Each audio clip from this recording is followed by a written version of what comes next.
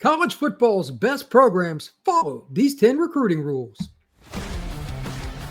Locked On presents The Portal, the daily podcast covering college football recruiting and everything NIL. Part of the Locked On Podcast Network. Your team every day. Welcome back into the Portal Podcast, where you get your daily recruiting, NIL, and transfer portal scoop. I'm your host, Brian Smith, longtime college football recruiting analyst. Thank you for making the Portal Podcast your first listen each and every day here on the Locked On Podcast Network. Today's show is brought to you by our friends over at Gametime.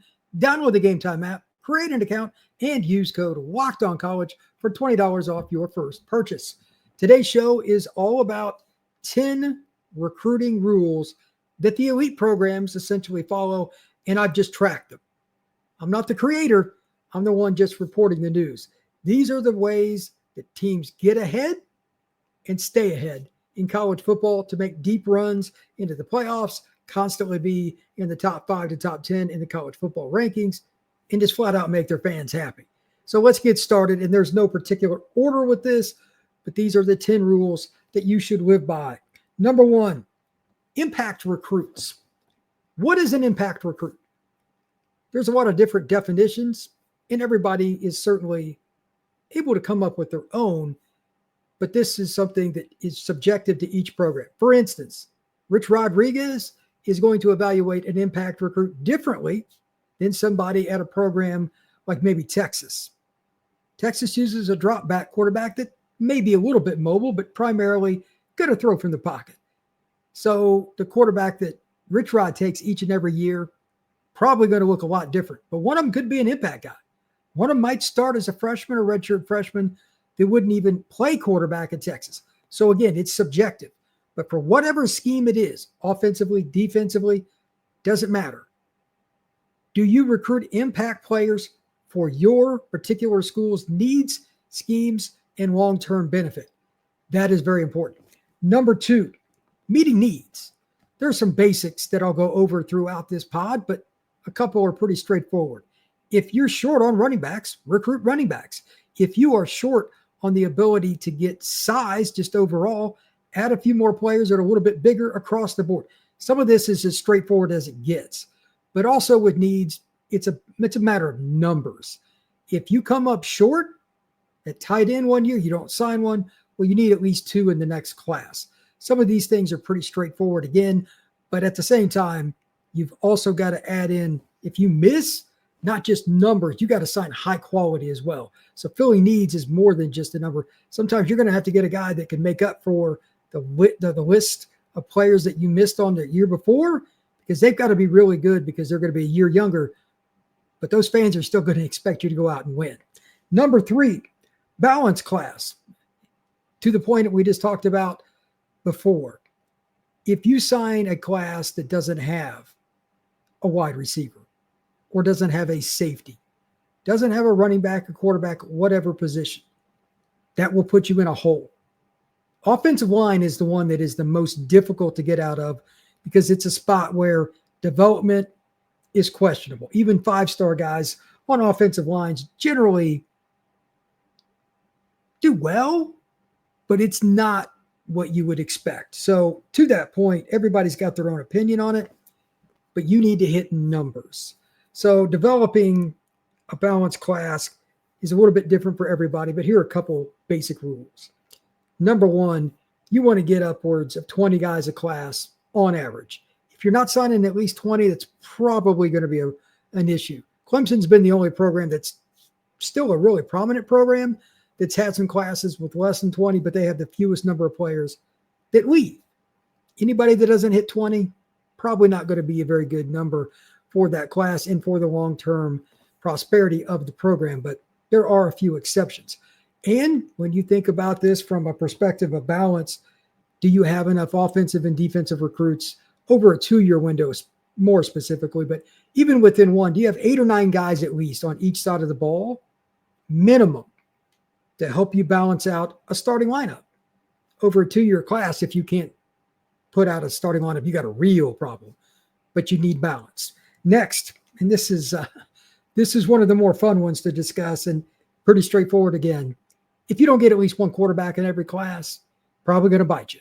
You got to dip into the portal, and while it can be beneficial to do that, balance at the quarterback position generally leads to more stability, not just having a one-year wonder at quarterback come in because you missed. You bring in a quarterback and you jump some other guys that you recruited and tutored for multiple years. Even if that portal guy does well, you're probably going to tick off people below. So it's a difficult situation because most quarterbacks over the last 40 years, just over 50% transfer. It's been going on for a long time because only one guy plays. But on average, one quarterback per class. Next up, premium positions. Quarterback is obviously one. But if you're going to hit, if you're going to get a 5-star, it's not the same to get an offensive guard, no offense to them, as it is a corner. On average. Now, there are exceptions. If you'll take Quentin Nelson, sure. But overall, you want the corner. Corners have more impact on games in the final score and eventually your win column than offensive guards. And there are other spots too. Linebacker, not as valuable as corner. Safety, pretty valuable. Corner still probably higher. Offensive tackle, defensive end, defensive tackle, quarterback, and corner. Those spots are very impactful. One additional addendum here. Not just receiver, but that big-bodied, rare frame. Size, length, speed, all the measurables that you think of for the NFL draft. That guy, that specific traits player, Jeremiah Smith comes to mind, Randy Moss. Guys that are just really rare, big-bodied receivers can be that player. Every now and then there's a Devontae Smith or somebody like that. That's fine.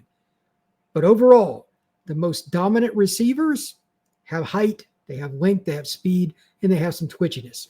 Now, before we move on, think about this overall. This is a list that kind of showcases the parameters of how to win. What would you think are the other 5? Before we get into them, think about it. What things make a program do better with recruiting? We're going to have the other 5 coming back on the other side here on the Portal Podcast. We've all been there, logging on early and waiting forever for concert tickets to go on sale, only to lose your spot to a show that you've been trying to see for a long time. Live music should be about having fun with friends and not worrying about shopping for some tickets. And that's where Gametime comes into play. Gametime makes getting tickets to concerts a lot easier than it's ever been before. You can do it from your phone.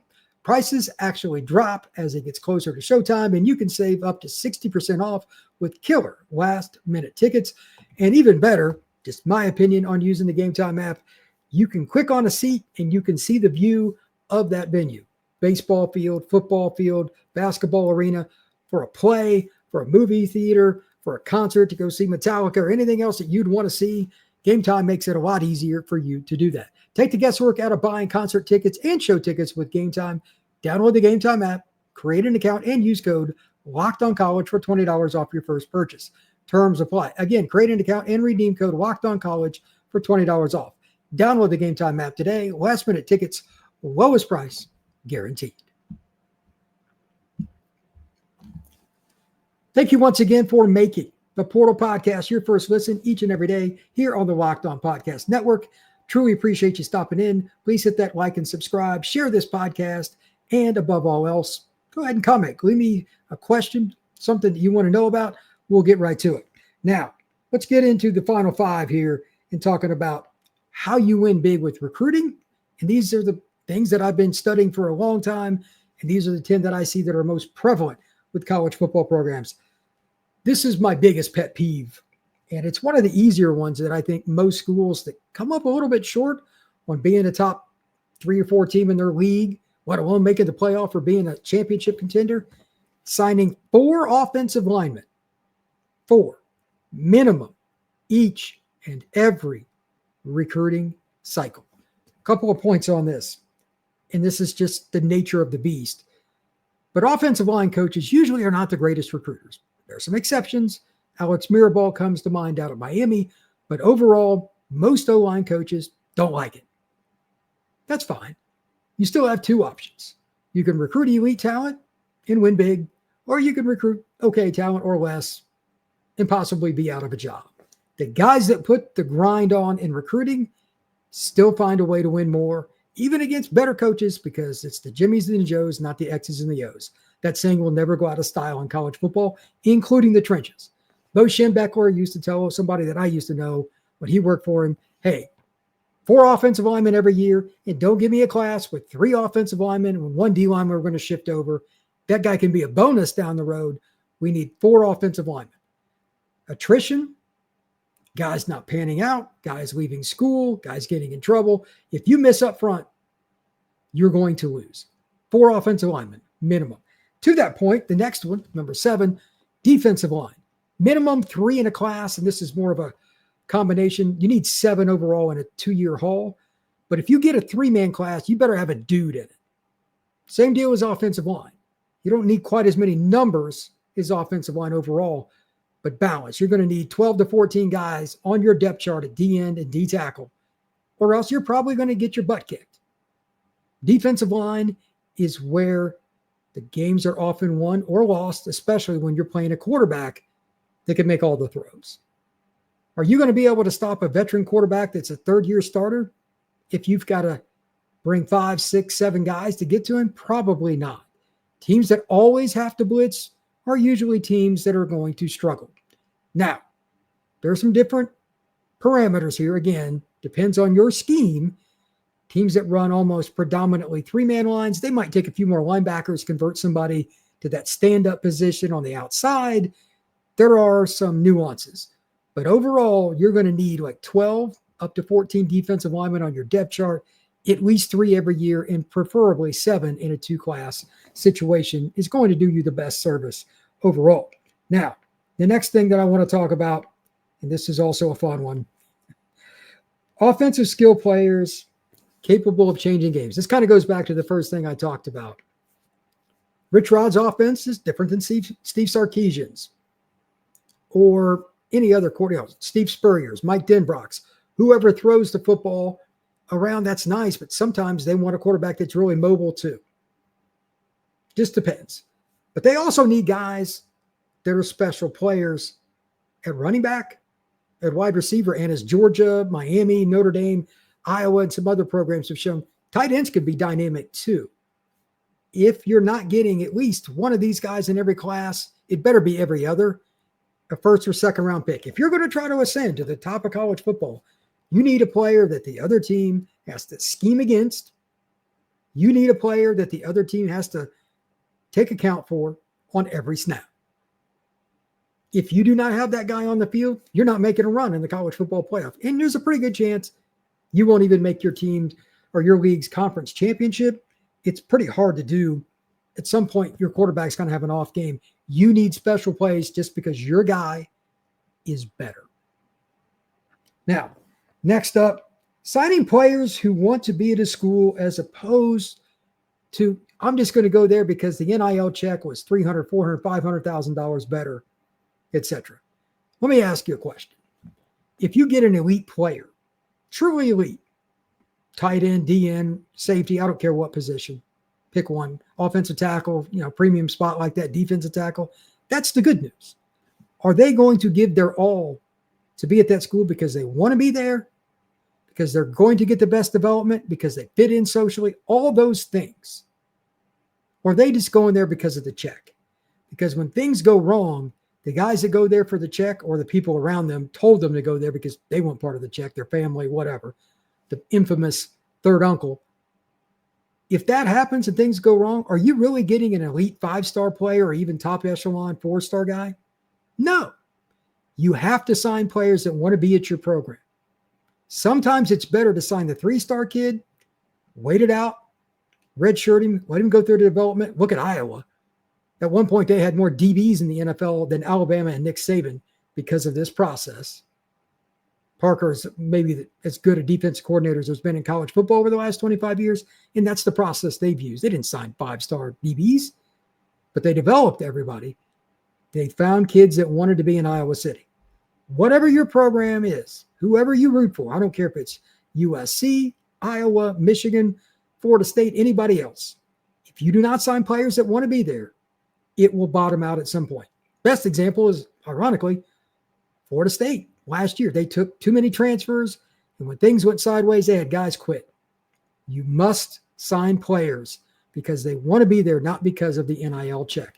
Otherwise, it's not going to work, and a lot of coaches end up getting fired in that situation.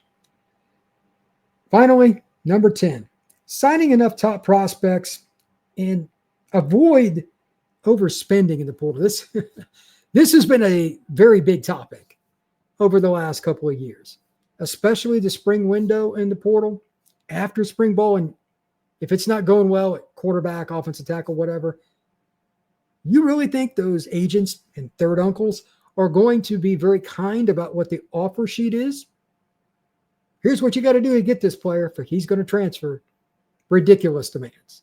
Players asking 2 and 3 times their value.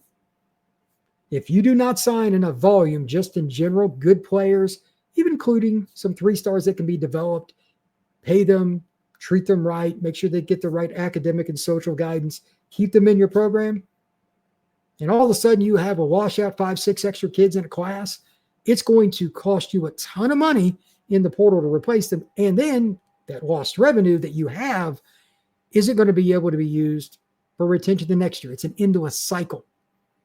Numbers matter in recruiting too. Again, recruits that are the elite players, of course, they're more valuable, but you've got to have enough volume to cover your bases, to run practices. And when things go wrong, you still have at least some young players, while maybe inexperienced, they can fill the gaps across the board so you don't have holes. That's my 10 golden rules for the recruiting realm. These are the ones that matter the most. Over a period of time, I've learned these, and I really don't think it's going to change that much. Yeah, I know the portal and all the nuances, all that. There'll be continued variations with the NCAA and the NIL clearinghouse. I understand that. But if you do the things that I talked about in today's podcast, whatever program you root for, if your school does those things consistently, they've got a chance to make the playoff and make noise. Even missing in one of those categories will probably mitigate their chances and maybe even push them out of their conference championship game, and they'll be sitting at home on a couch, just like you watching the playoffs. Thank you once again for making the Portal Podcast your first listen each and every day here on the Locked On Podcast Network. Please hit that like and subscribe, share this podcast, and above all else, comment. We will see you again soon on the Portal Podcast.